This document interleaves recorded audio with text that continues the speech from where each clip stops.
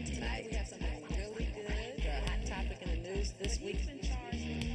This is a show where I try to educate real stories.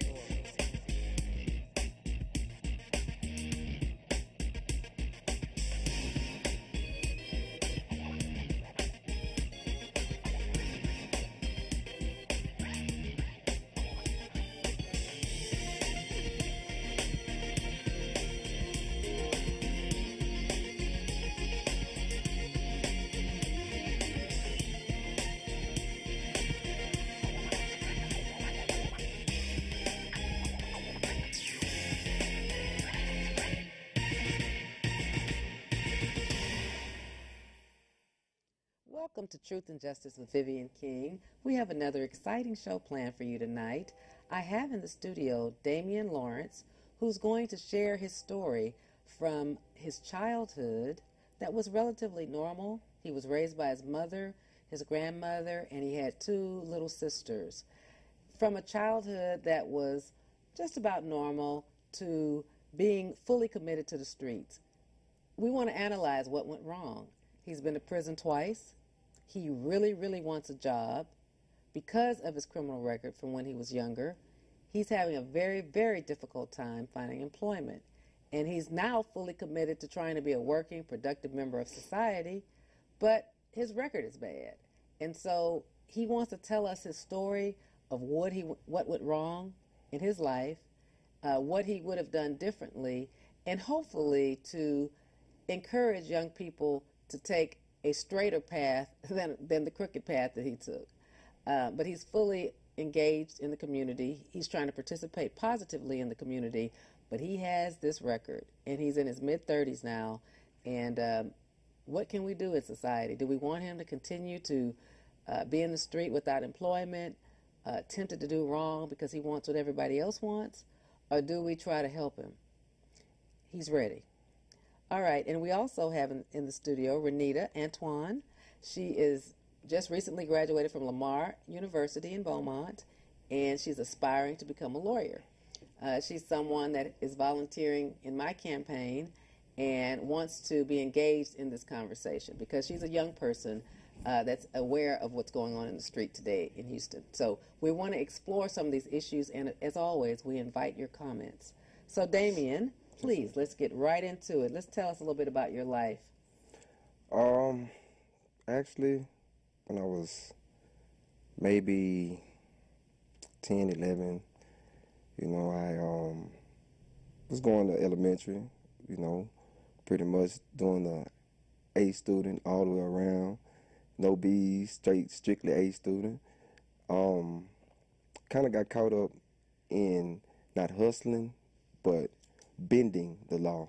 I started first off selling newspapers to gain money. We would stick $1 in the machine and pull out 30 newspapers and go sell them on the corners for $1 a piece.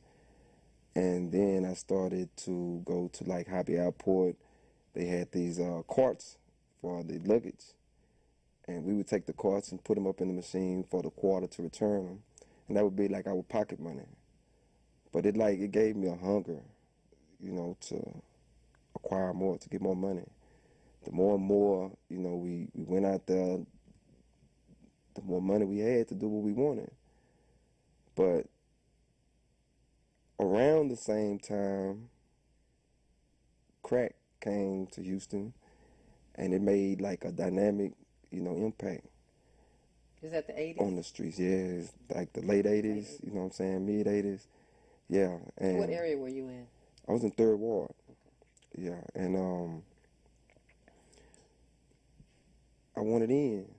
I wanted to rock like everybody else. I wanted shoes, I wanted clothes, I wanted to fit in and be accepted, But I mean, that's pretty much the time frame, after leaving from elementary, going to middle school, the transgression from being in a controlled environment to actually having the chance to do what you wanted, skip class. And, so that's middle school? Yeah, middle school.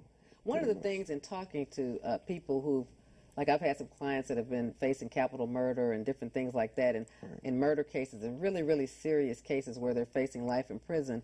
And I always try to take a poll of them to try to figure out what went wrong. And I always thought it was high school, but they always tell me middle school.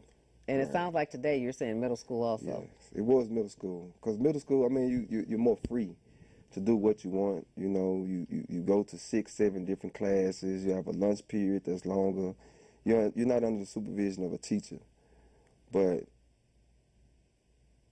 it gets difficult when you're that age because you have your peers that you see that's doing things that they might have seen the parents doing. You know, they start drinking or smoking, and, you know, I wanted to be a part of that scene, you know. So a lot of your peers' parents were drug addicts and alcoholics? Or is that what you're saying? Well, I won't say all of them were drug addicts and alcoholics, but they did things in front of their children that they shouldn't have. Right. The drugs came, like especially with crack, it came hard to the scene, you know, in the 80s. So, you know, you had lives being changed, you know, dramatically around those times. And you had students or, you know, young kids that were growing up around that they didn't have a chance but to, you know, but to be a part of it. They became products of that environment. Did your mother and grandmother approve of that? Nah. Did you keep it a secret from them? Yeah, I mean, relatively. So I'm trying to see, if I have a child that's 13 in middle school, would I know, if you were my son and you come to your room, you go to school, would I know you were cutting classes or selling crack? Nah. How would you keep that a secret from me? Easily. When you're supposed to be at school, you just don't go. And when you skip, you get your report cards and stuff like that, you don't give them. You don't have them to give. And once you get caught out on the streets so much, your parents, already know what you're doing in a sense, especially after you get like a drug case when you're a juvenile and they have to come up there to see you, or get you out, that they get mad at you, because was your mother a working woman? Oh, yes. My mother and my grandmother, I was mostly raised under my grandmother. Okay, but you were kind of latchkey, so that means you had a key to come in because they were at work. Right. That's no, not because they were at work. It's just I made up reasons why I was still out. I'm going over my friend's house, or I'm going down the street to go play basketball. But you really was out hustling. Yeah, and then it started getting to the point where I'm spending the night at my homeboy house. But once I caught my first juvenile drug case, I couldn't hide it, and it was more so an acceptance, not a condoning, but an acceptance. Oh, well, he's going that route, and they tried to change that. I mean, what could your mother have done to change it? I mean, if she'd have beat your butt, spanked you, it ain't nothing that could have changed that. It was my own desires. Did you have a father? Yeah, but he never was in my life. Okay, so you didn't have a man figure in your life to kind of grab you up and say, hey, son, this is wrong. Right. Do you think that would have helped? I think that it would have had an influence on some of my decisions, but really it's all about yourself. When you have desires to do things, can't nobody stop that. But God himself, really. But, I mean... Well, let's talk about this. When you were in the street young, I'm going to just put it out there that he's been shot on numerous occasions, just being out in the street hustling. And the first one came pretty young as a teenager. Right. And just showing immature decisions. Tell us why you have a bullet in your back right now. Well, I have a bullet in my back because of immature decisions, but being on the corner, trying to hustle, trying to get money, you have people that is hustling too. They just might hustle in a different way. They might be robbers. And when they see that a young person is having some money or they see transactions, they catch on and they try to take it from you. So out there hustling, you getting robbed, you get shot in the leg. Mm-hmm. What I find intriguing about that story is that you get shot in the leg and at a young age, but through the years, this bullet stayed in your leg because you wouldn't get the proper medical attention because I wanted to hide it. you wanted to hide it from your mother being in middle school. You didn't want your mother to know. So you go to the hospital, you said for 5 hours, but you never let the let the medical staff take the bullet out of your leg. And it's eventually, through the last 20 years, traveled up to your spine. That's amazing to me. Let's bring ReNita into this conversation. ReNita is our aspiring lawyer, and she's agreed to kind of give us another young person's point of view. Is that correct? Yes, ma'am. Okay, so say hello to my audience. Hi, how you doing? So tell me, and how old are you? I'm 23. Okay, so ReNita, tell me, you've chose a different path to go to high school, stay away from the game. Did you have any pivotal moments in your life when you were in middle school that you could have, start hustling or hanging out with boys or smoking weed or whatever? I mean, was there a pivotal point where you saw your friends going down another path, but you chose to do something different? I would have to say I've always had a sense of achievement. I guess to know, similar to Lucky's story, I grew up in a single parent home, so it was just my mother. And, I never met my father. So to look at how my mother struggled, raising 2 girls on her own, I knew that anything besides being successful just wasn't going to work. So, and it's, just having that mindset and that mind frame to know that I have to do whatever it takes to be better and to help my mother eventually sometime in life. That's just what I had to do. Of course, it was tempting. And well, it's honorable. It's honorable that you had that. But another question I want to know is, but was there ever a time when, like one of your girlfriends, like at 13, started smoking weed or having sex with boys, and you decided, I want to be an asset to my mother, and I'm not going to make that choice? Did you have a choice to make, or were you just always doing the right thing? No,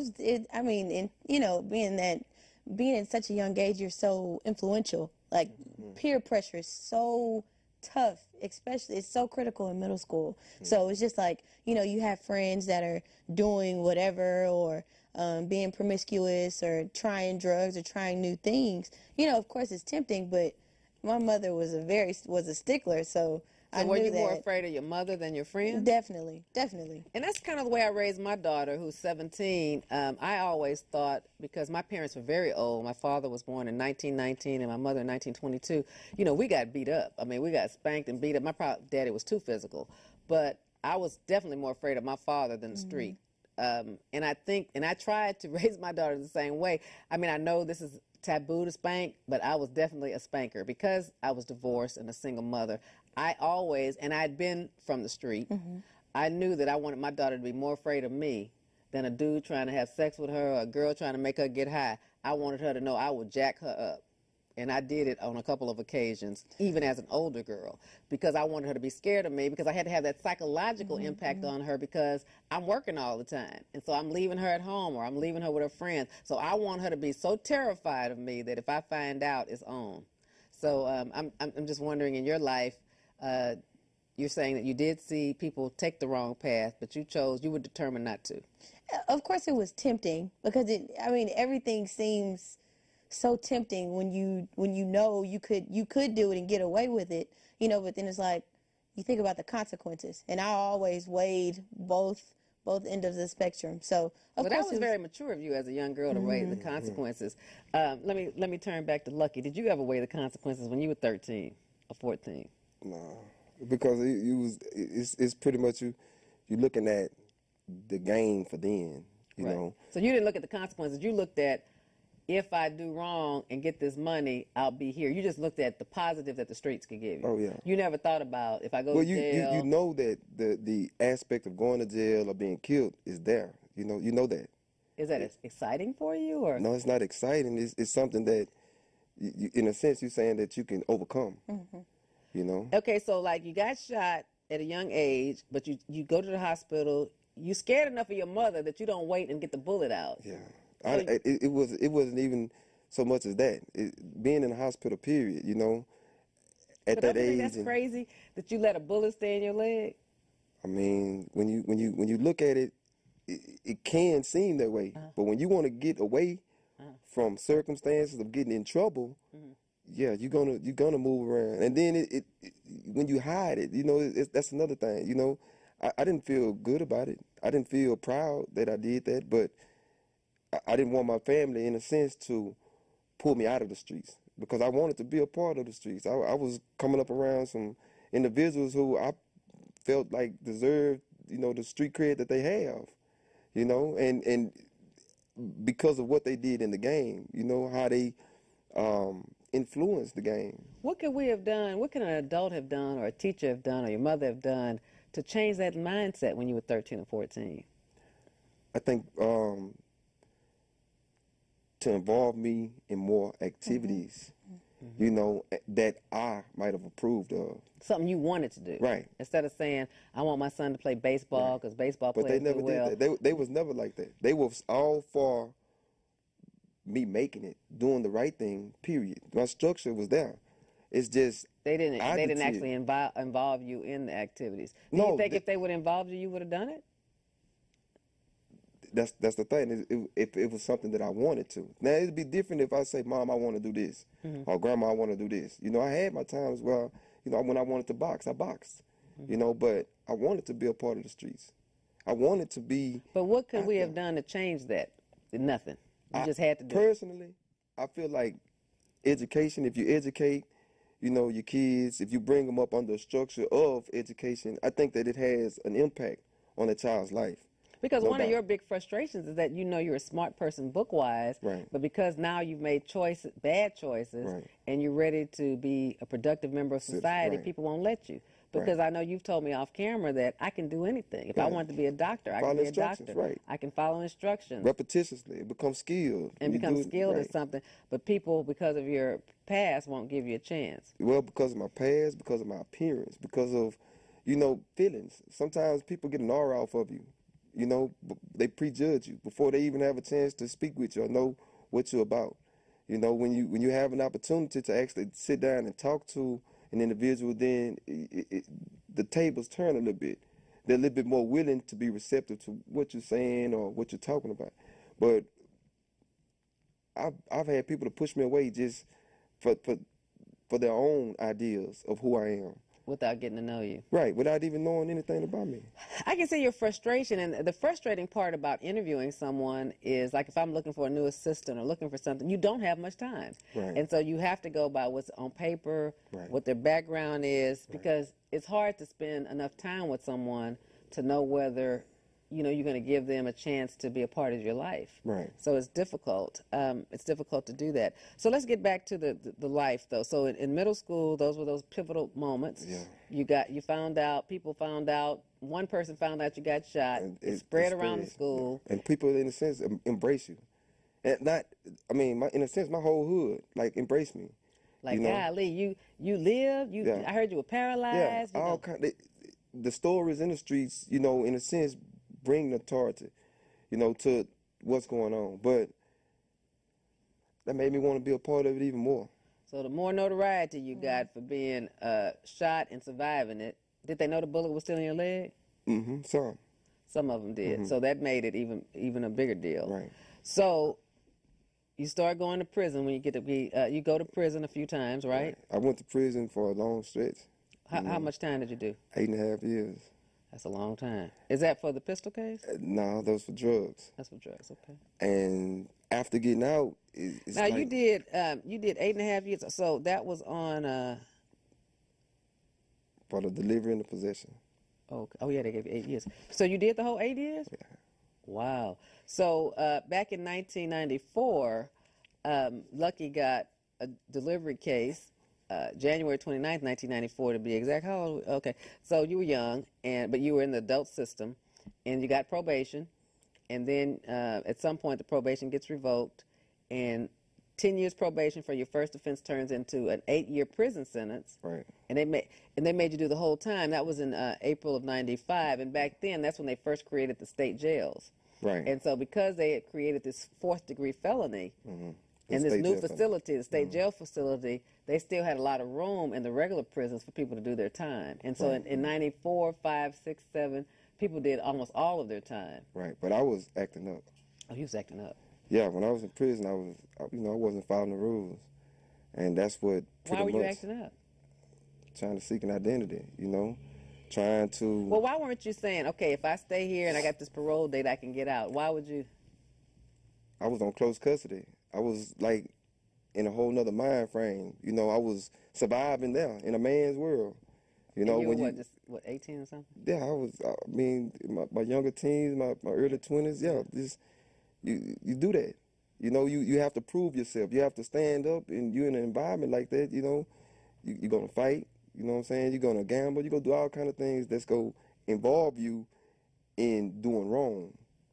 You So know, in now, prison, you stayed because you yeah, were doing. because I was on close custody. You know, they have like 3 different custody levels. Minimum custody is for people that get to move around, get to work, have a job. Medium custody is for people that they're allowed to do some, but they more often stay on the dorm. Close custody, you stay on the dorm all day. 24 hours, you basically in your cell now. They changed that too around those times. Wow. Right. So you did that one long stretch, but after Right. that, you've never really done a long stretch after that. No, I just did county time. County You time. Well, know. you've done 15 months state jail.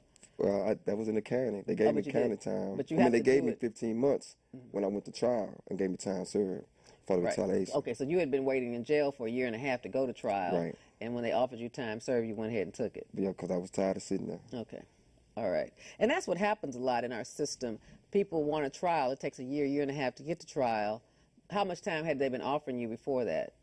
10 years, 15 years. So they offered him 10 or 15 years in prison. Then he sets it for trial. It takes a year, year and a half to get to trial. And then on the trial date, the DA will then offer your lawyer time served, which is 15 months, Right. stay in jail and reduce it. So that's Right. what happened, right? Right. And I wanted to go home. So, I mean, to fight it, you take a chance of them finding you guilty, whether you're guilty or not, as well as finding you innocent and acquitting you, whether you're guilty or not. But by me being there 15 months already, I went ahead and took the 15 months and ran with Hold it. your thought and let's take a call. Caller, you're on. Please turn your your TV volume down and talk directly into your telephone. Okay. Can you hear me? Yes, sir. I can hear you. Okay. My thing is to the gentleman Lucky. What's going on, boss? You understand that your actions that you're going through, a lot of us have those choices as young black men. Right. Now, I wanted to know if you really glorifying the streets or if you really trying to do something else with your life. No. Now, actually, I'm not glorifying it at all. It's really a testimony, you know, as far as what's happened in my life. But as far as do I want a chance, I mean, I would give my last to have that chance. You know, it's just not being given the opportunity and not having the resources to do what a lot of people have the opportunity to do. And a lot of times people want to know what is the mindset of a person that gets in trouble. So part of my show is I ask people to open up and say, what were you thinking then? This is not what Lucky's thinking now. No. And so if I'm not making that clear, then that's my fault. Because as the show goes on, we're talking about what he's thinking now. A lot of single mothers like myself wonder what our children are thinking when they go wrong. And so, you know, I have a young person who did the right thing. I had one that when he's older now, but when he was young did the wrong thing. And we're just trying to explore what goes wrong and what can we do about it, because now Lucky's at a point where he's trying to do everything right. But once you get a record, nobody will hire him, so he's still kind of out there. And I'm trying to help him. You know, if you know of a job that he can do, he's more than willing and able, and he's staying out of trouble. That was in 1995 that he did that 8 years. He's never had any trouble. This is one thing that I would like to express to Mr. Lucky. I know people that have been in jail for 10 and 12 years, that have done 25 years, and they went on and got trades such as cutting hair.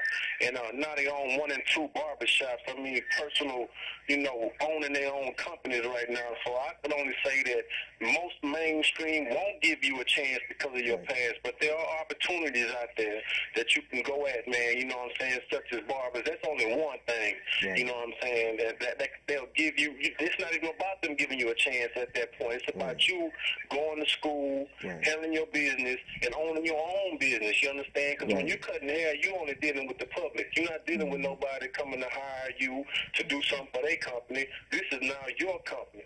You know what I'm saying? So all I can say is God bless, man, because we all haven't done the right thing. Right. You know what I'm saying? My name is Big Floyd, and, you know, I've just been blessed to not get caught. Right.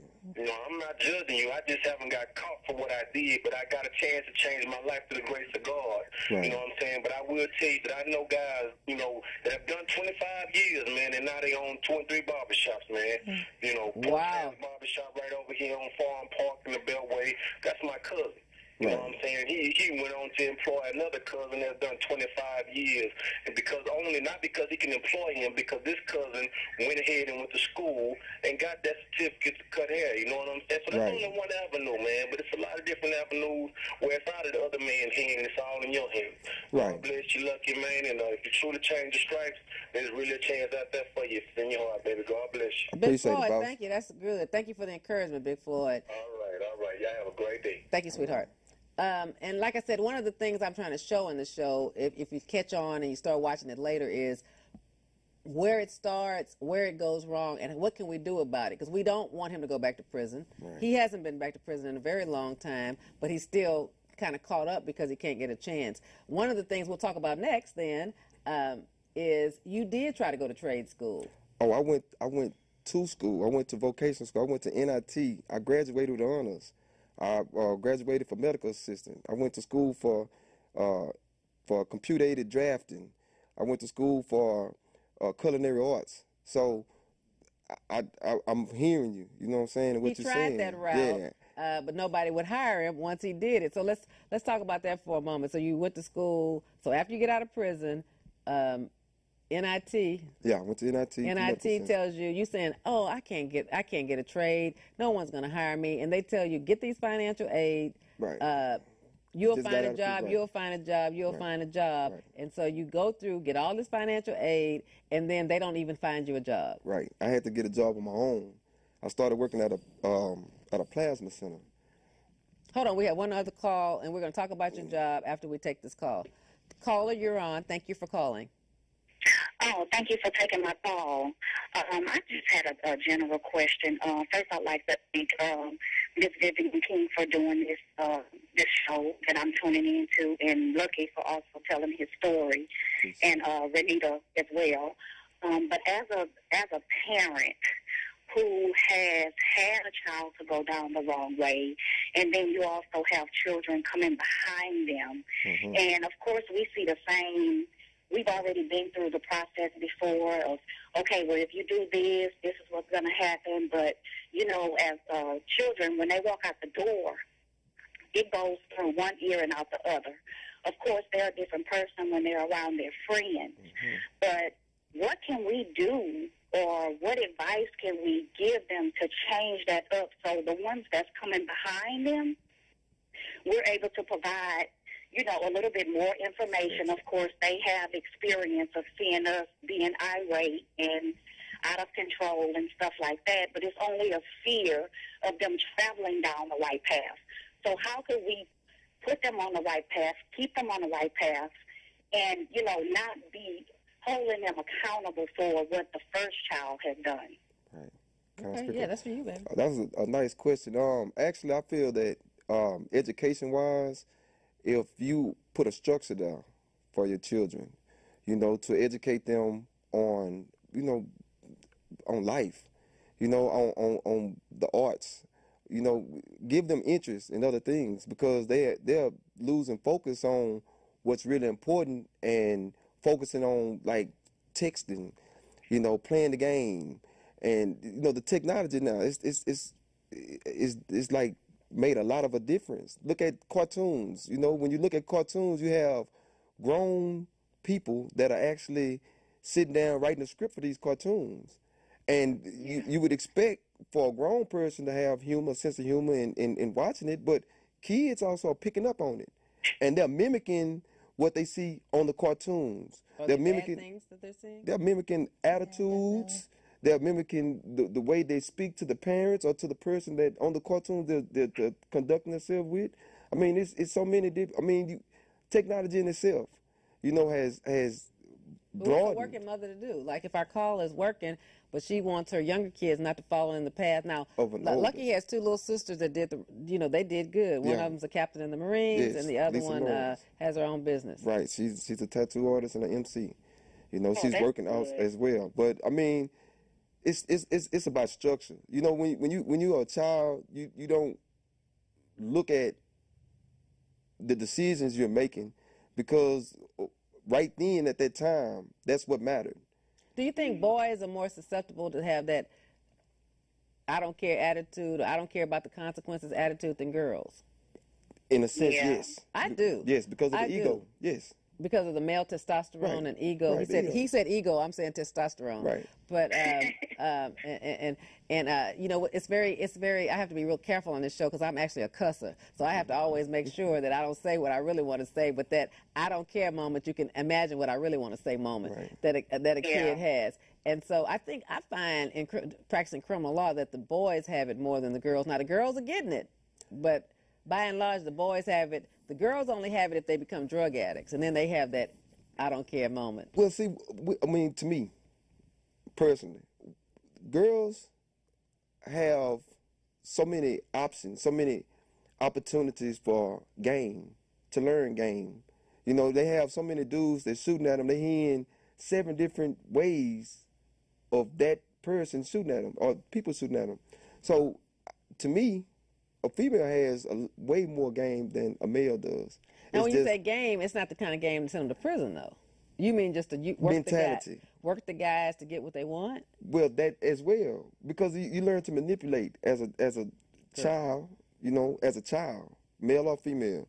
But I think a female is more inclined to use manipulation in their lives to get what they want, you know, to get where they're trying to go to. Males And what do males do? use mostly their muscle, their Guns, right, ego, right, testosterone, right, masculinity. masculinity, right. So then that gets you in more trouble. It's going to. Because the girls are using their mind to Minds. manipulate it, Right. so people might not see that. And that's an interesting Right. point. I never thought about that. Had you thought about that, caller?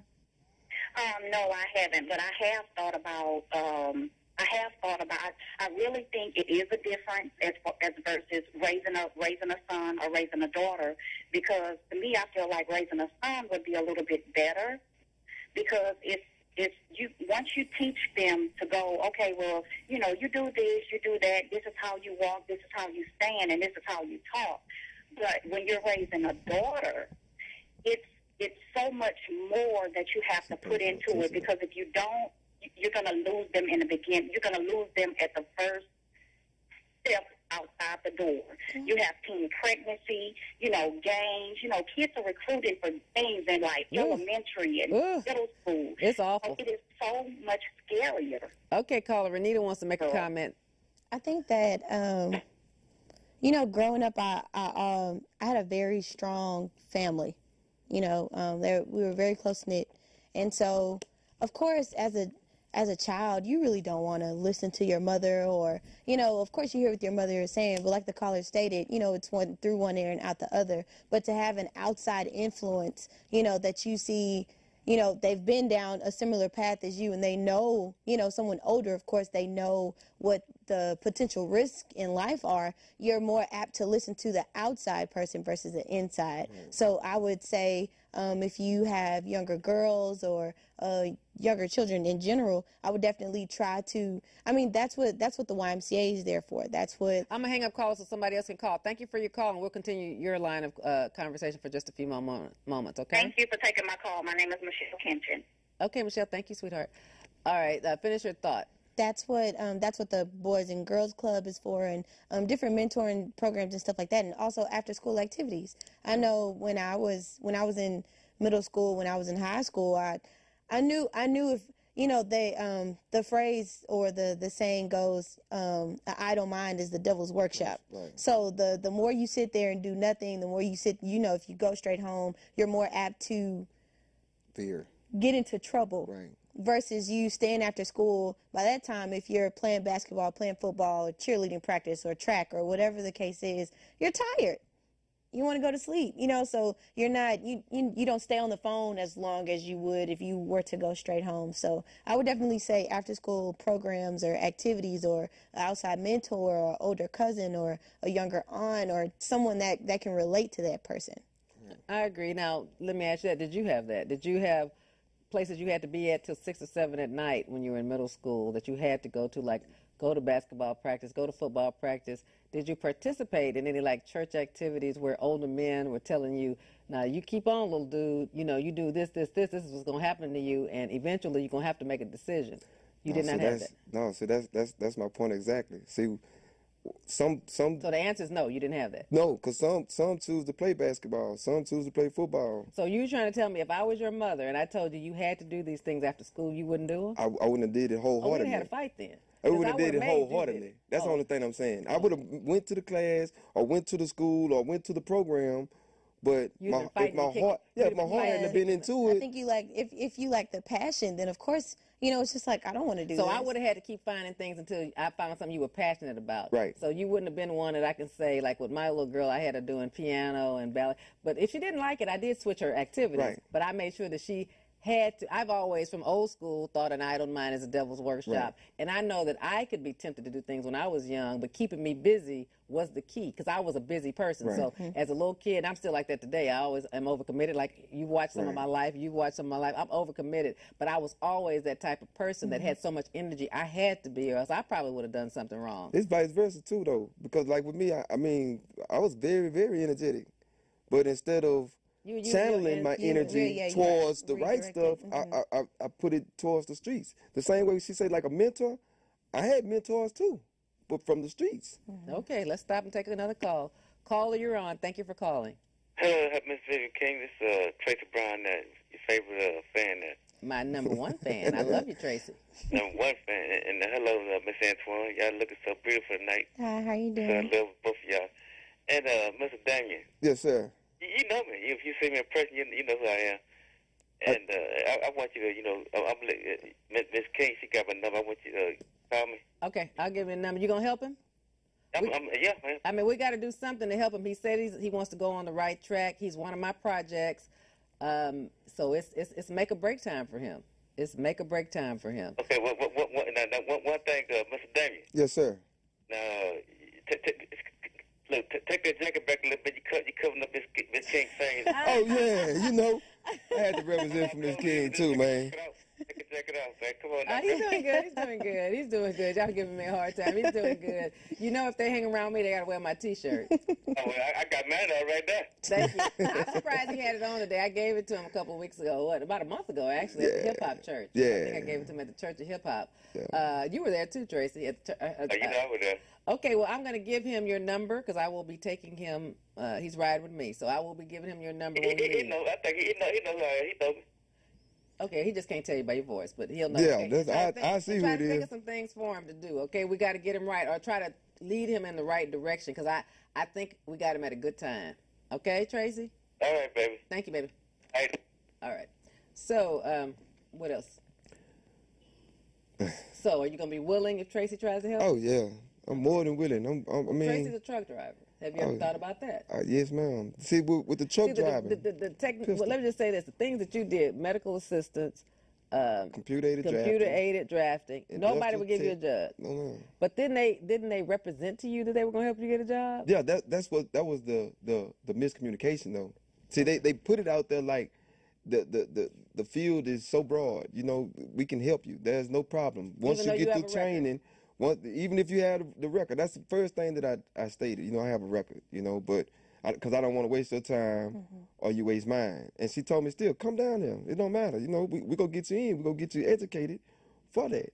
But it's going from the school to the workplace is different.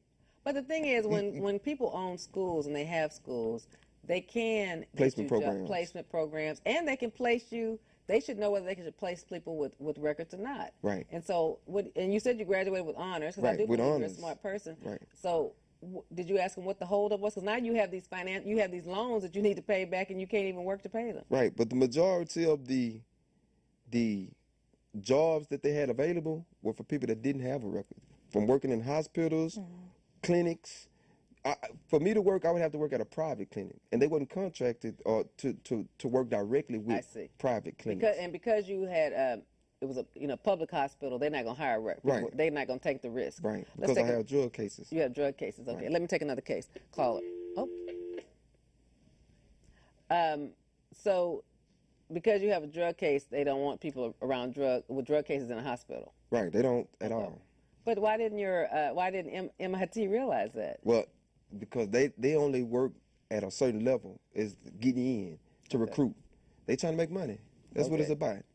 Yeah, but don't you find a problem with that, ReNita, as a girl that just graduated from college? Did you know people that went to college with you that had records, criminal records? And it was hard to find a job, right? Right. I mean, well, but it's hard for everybody to find a job. I was just about to say that. She doesn't have a record, and tell them about your struggles. The economy is tough. When I think in college, because you graduated from college and you got a job making about $10 an hour, $9, $8 an hour. $8 an hour at a with retail a college store. degree. She's making $8 an hour. But I would too. I mean, it's just circumstance. Who you know? I mean, you would be willing to do that because most people who've been in the street don't want to make $8 an hour. Listen, Ms. King. She knows she has to work her way up. I would work for $7.25 an hour if it would be steady, gainful employment. Period. You know, I can labor. I can do anything. There is nothing I can't do. So what about if you go to the labor pool? What happens? The labor pool is a little different because you have like a patch-back system. You know, you have people that's been coming up there for months, for years even. And the people that's coming there that need them, people to work for them, they go to the main people that's been there, in a sense. And those dudes bring in their homeboys or bring in people that's there with them, to like favoritism. Nepotism. Okay, the nepotism, right? Right. So it's so you got to be a part of somebody's nepotism. Yeah, but it's getting there too. Transportation is yeah, 'cause you catch the bus. Right, but imagine even going looking for a job. Imagine all that it takes if you have to get on the bus, you have to go through the rain and weather, whatever. But money. You need resources. You got family members that's willing to help you. You got family members that give you money to say, hey, we want you to have a job. But that money starts dwindling the more buses you get on. And then you got ambition to go out and do it, but you start to man, is it worth it? I done been going out here for this last month and nothing has came up. I'm not giving up, but do I continue to go that path and keep striving like that?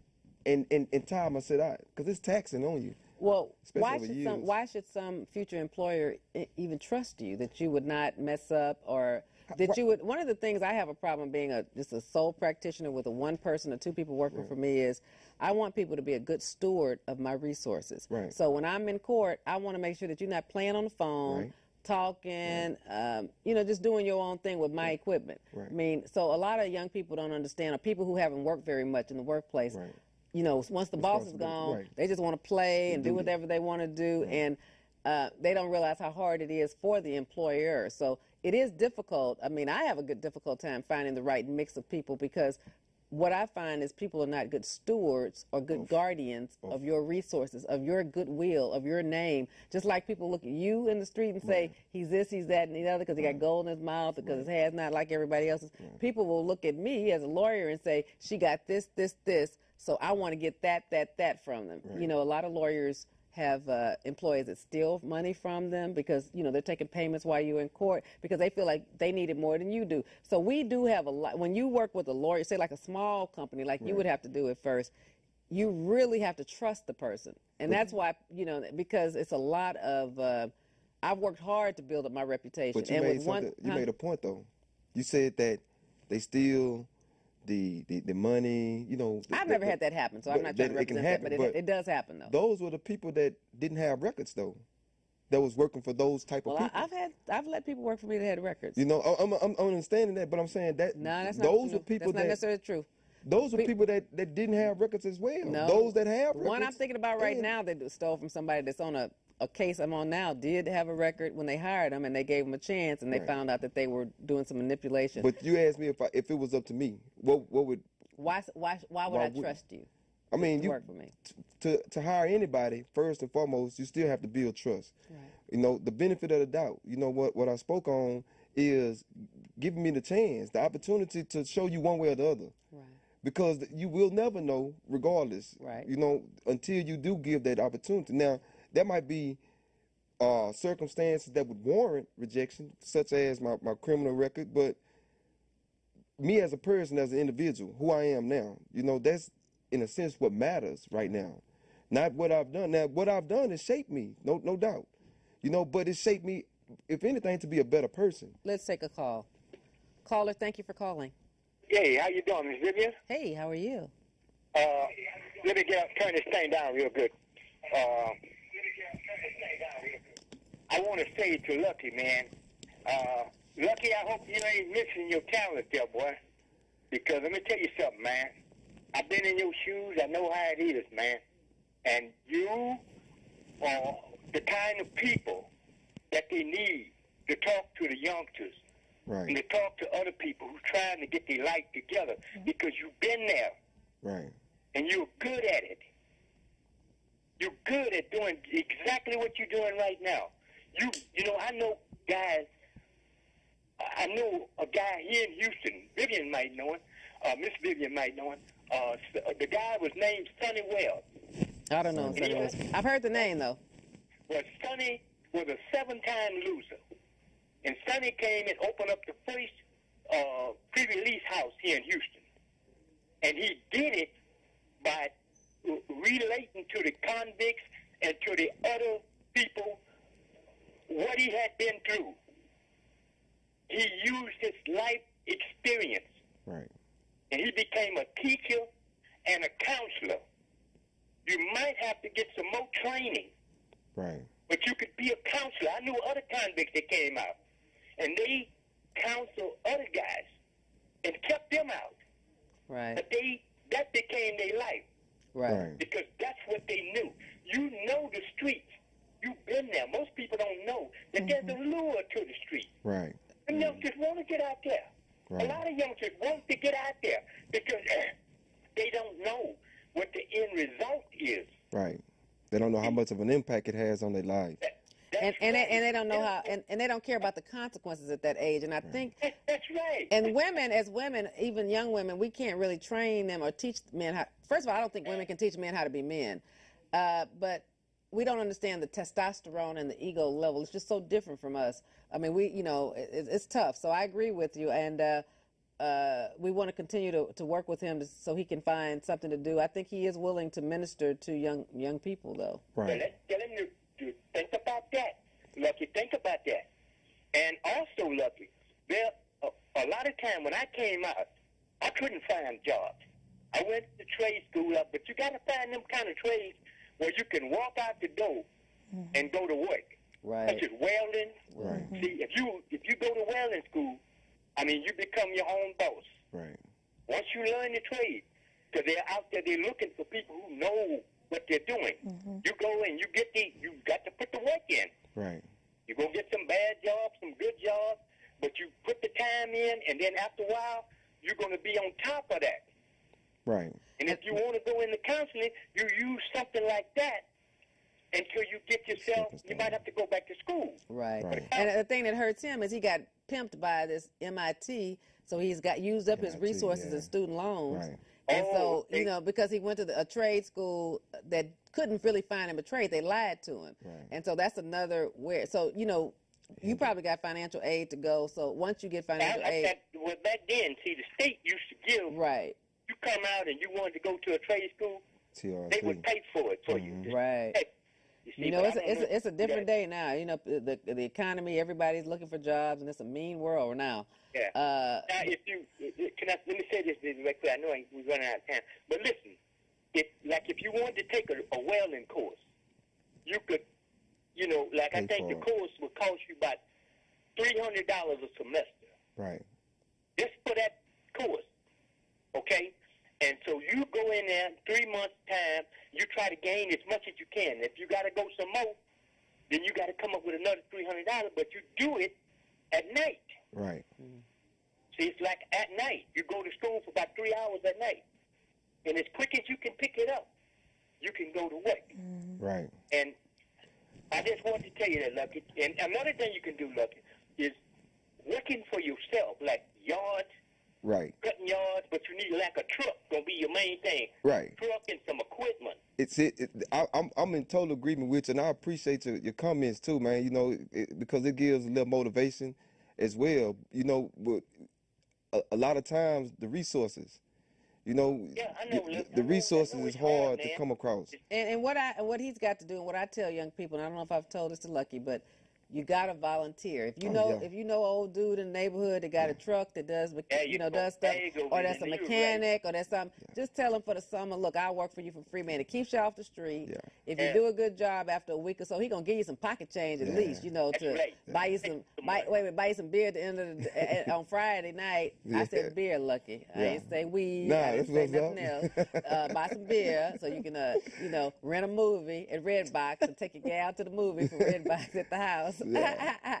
and then you can, like you said, save up the money, and then if you do a good job, people gonna compensate you. I know you can get that though. You can like you see these old guys that cut yards. And I don't know about working with Spanish people. I can do that too. They that way or not, but I know there's a lot of brothers.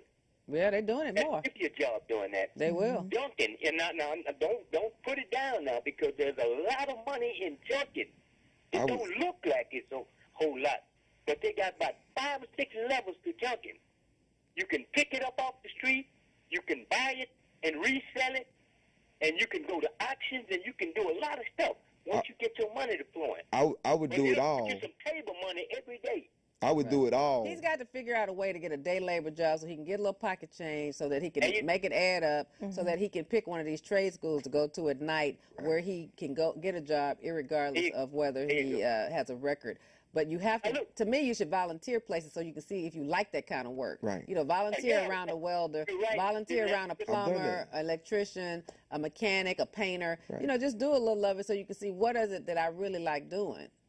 Because you got to kind of have some respect for the job to maintain it. Right. Well, you know what, Ms. Vivian, it's like when you find the kind of work, even the counselor that I'm telling him about, if you find something that you like to do, it ain't work no more. Right. It becomes, it ain't the same. Right. I agree. And I want to compliment you. You got a very good show. And we need more of this. What's your name, sir? Thank you for telling me that, huh? What's your name? Big Mac. Big Mac. Okay, I got Big Floyd and Big Mac tonight. All right. Okay, I'm going to see y'all here. All right, don't forget to vote. Hang in there, Lucky. All right, appreciate it, boss. Thanks for calling. All right, so my director's saying we got 6 minutes, so we're going to try to get to, I think we've talked about a lot of what's going on in your life, but the most important thing is that Lucky was willing to tell his story, be subject to ridicule by people who are just catching certain moments of it, thinking he's glorifying the street, which is not really what he's doing. He's just doing what I've required him to do, is that true confession. Right. But he's doing it because he wants a job. He's like, Miss King, I want to change. And he's just come to me voluntarily by seeing the show on TV or whatever. And I've taken a special interest, and I appreciate your calls, viewers, to try to help him, okay? Let's take another call before we wrap this thing up.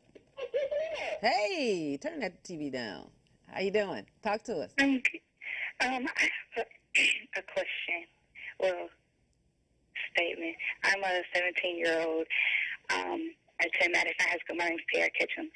And I have... Was that your mother that called earlier? Yes. Okay. You can't trick me. I'm listening. I'm a lawyer. I'm a good listener.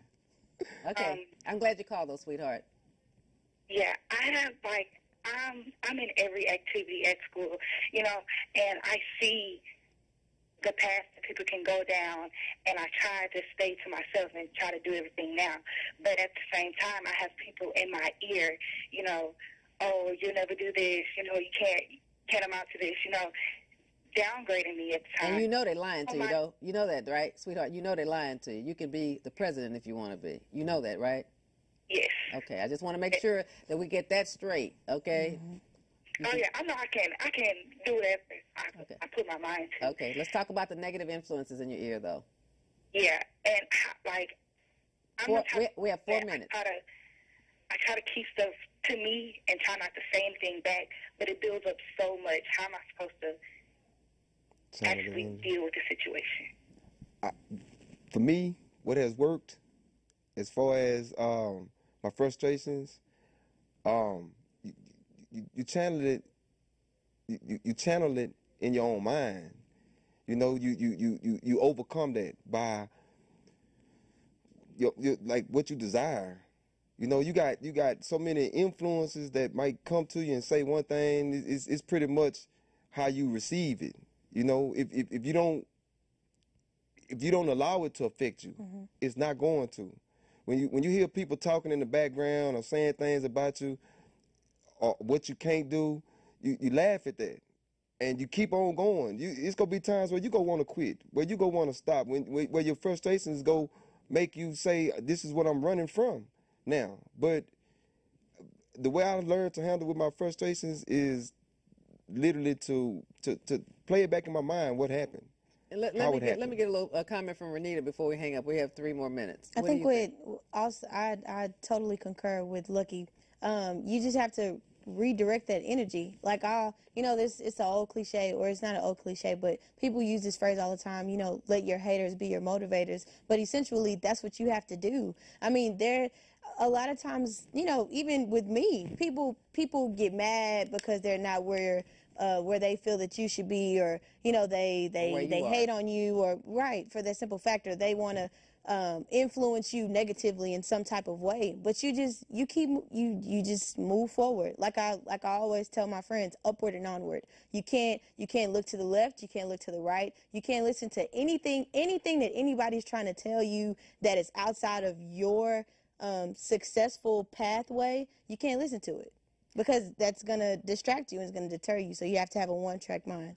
And I appreciate what they're saying. And you know that word I can't say, that moment, that effort moment, you cannot, you got to listen to that when because when you're young at 17, that's when you have those moments. Right. See, Lucky's in his mid-30s. ReNita's in her mid-20s, so they're overcoming it. ReNita's going to have a few more moments, but you have to say, okay, I know that's what I'm thinking. I know I could just instantly just go off in the car and leave school and smoke some weed, but trust me, you do not want to pay the consequences. Right. I keep trying to teach my 17-year-old consequences. And it's hard at your age, but trust me, you have a great life and great future ahead of you. Like ReNita said, make your haters your motivators, okay? And just keep telling yourself, I graduated from college at 21, was a banker for 9 years, and just hit the corporate ceiling. Went back to law school at 30, a little bit old, and I kept having to write myself notes at night 100 times. I want to be a lawyer. I want to be a lawyer, because I just want to go. You know, I'd been grown for 9 years. I wanted to go drinking with my friends. I didn't feel like studying. So you've got to kind of, if you have to write yourself things, say little mantras to yourself, little sayings to yourself, stay motivated. We have 1 minute. Young lady, you can call me at my office. My office number will come on afterwards. If you want to co-host and tell us the 17-year-old point of view, I'd love to have you on. Or you can call me every week if you want to. But just stay involved and stay positive and stay motivated, okay? Okay, thank you. God bless you, sweetheart. All right, well, I think we've had a successful show. We have 30 seconds. You can say something real quickly, Lucky. Striving for improvement. Give me an opportunity to make something happen in my life. All right, I love it. Okay, ReNita, you say something right quick? And thank you, Ms. King. Oh, you're welcome, sweetheart. Thank you, Ms. King, for this opportunity. And, you know, just to the people who are in Lucky's position or know someone that's in his position, just replay back this show. Just know that you can do anything you put your mind to, and don't let outside influences influence you, because that'll direct you in the wrong path. So just listen to your conscience, stay on the path, and you'll be okay. And remember, I want to tell your story. So call me at my office. You can Google me, Vivian R. King, Houston attorney. My number will show up on the credits when it goes off. And remember, I'm doing this show for you, to get you more engaged in the criminal justice system, to teach you about it, teach you the bad and the good and the bad, and so that we can all learn to be a better community together. I'm always looking for stories. Remember, I want to tell your story. Good night. Thank you for tuning in again. Tonight we have something really good. Hot topic in the news this week. He's been charged with crime. This is a show where I try to educate real stories.